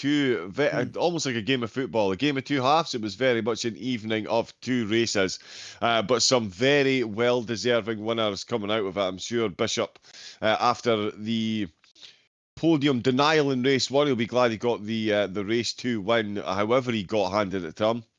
Absolutely. And although, to be fair, Struick certainly did deserve to win race number 2. He did nothing wrong, the disconnect. So not to say that Bishop was overly deserving, Struick certainly deserved to win that race, and he'll be feeling the one most hard done by. I know Dernetti not quite coming home in race 2 either, but certainly Struick for me tonight, Isaac, taking pole position twice and unable to get himself a race win. So a tough night at the office for Struick.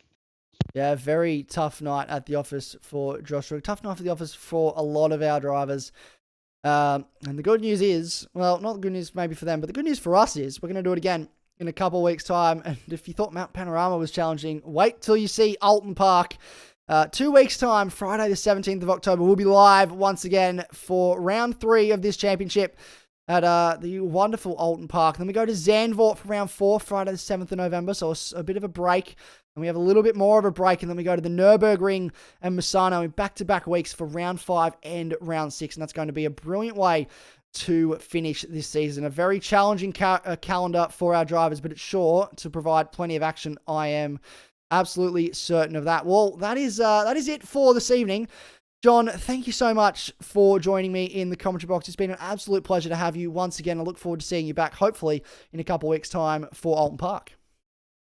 Yeah, mate, absolute pleasure to be here with your good self, the viewers and these drivers once again. The entertainment is just absolutely off the charts, as well as the talent, and absolutely can't wait. Alton Park. Oh, I'll tell you what, folks, if you thought you had to strap in for Bathurst, make sure you're wearing headgear for Alton Park.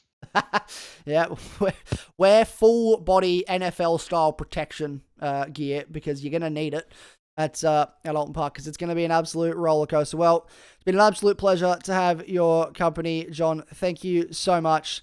And yeah, we look forward to seeing you in a couple of weeks' time. Absolutely cannot wait, and I will see you all again then, folks. Yes, well, thank you very much. That is John Wright, the Scottish voice of AGT. I'm going to start using that term, I think, to describe the Scottish voice of AGT. We absolutely love having you in the box here. We appreciate all of you as well tuning in at home. It's been an absolute pleasure to have your company this evening, wherever you are watching from, Australia, New Zealand, or right around the world. I, of course, am Isaac Fogarty. This was AGT ACC, the Porsche Carrera Cup Series, presented by TrackSpotTV. Thank you so much for your company. We hope you enjoyed. Have a pleasant evening, and we'll see you in a couple weeks. But for now, it is goodbye.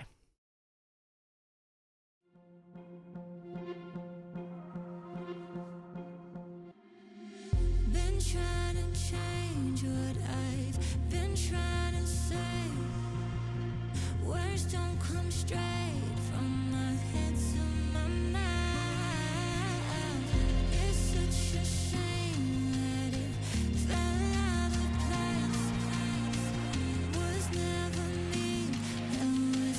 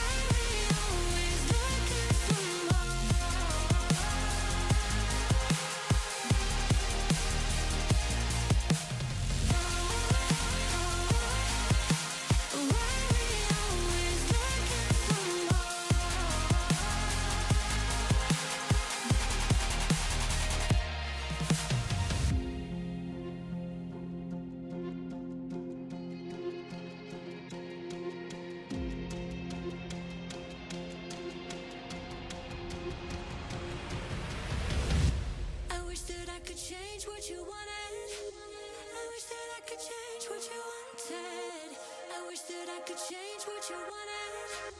I wish that I could change what you wanted. I wish that I could change what you wanted. I wish that I could change what you wanted.